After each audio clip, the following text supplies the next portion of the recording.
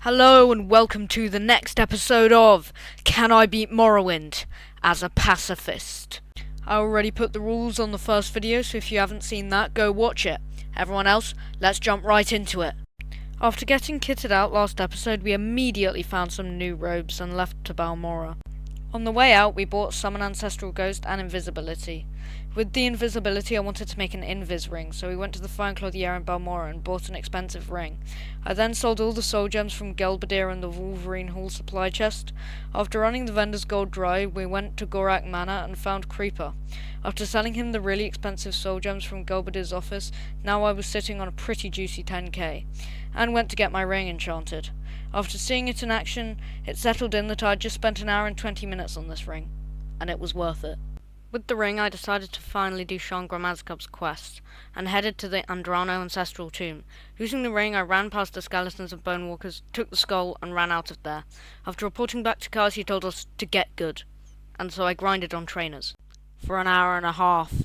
I'm not letting just a second or two be the only content I get out of this hour and a half that I've just spent. I'm feeling like absolute crap. I don't know if I'm gonna get this video out on time.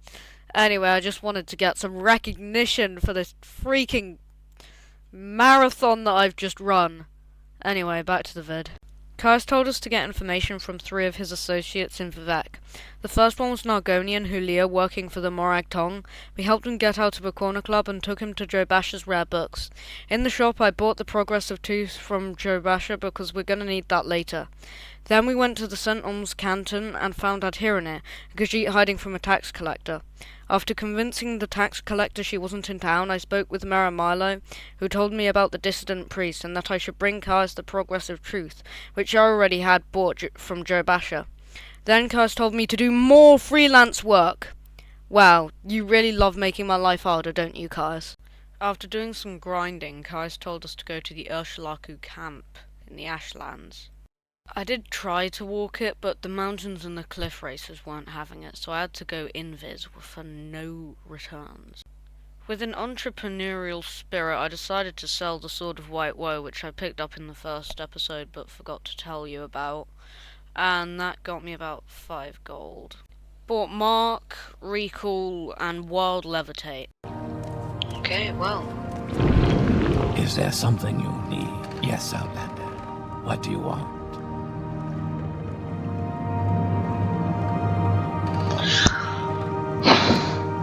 I then had a lovely day of wandering around and trying to buy spells that I didn't have enough magicka for, and then buying potions and grinding and grinding and grinding. Okay, so after a few more minutes of grinding, I was able to get about 20 minutes of potions from this one weird lady, Dansoan Dulet, who hated me even after all the money I gave her. Some people. Now, we could levitate all the way to the Urshalaku camp, where we could speak to one lady. Oh wait, she's racist. Apparently I'm an outlander because of my skin colour, even though everyone in Morrowind is a friggin' racist. Even regular dumb are an outlander. To these freaks! Oh wait, no, 100 septims did the trick. Now this lady can't get enough of us, we can speak to Sul Matul for another 200. These guys ain't no hippies, they're friggin' gold diggers. And now they want me to get them a cool bow that's probably worth a whole lot. These outcasts are running my goddamn pockets. Well, okay, let's locate this dungeon. It can't be that hard.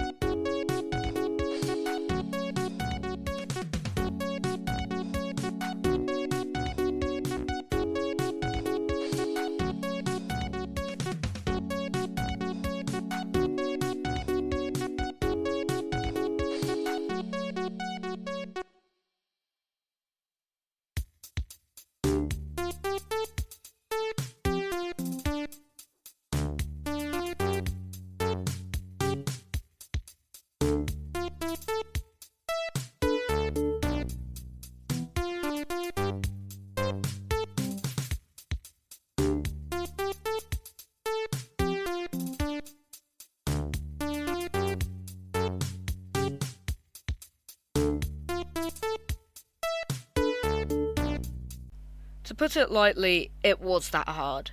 I do have a rule that I'm allowed to kill enemies if it's required for a main story or DLC quest, and I did have to kill the Wraith of Sul Senipul, but in Mel's defense it did attack him first. I tried to kill it with Magebane, which I did show in the montage, but that ended about as well as you might expect. Using a simple destruction spell proved to be the way to go.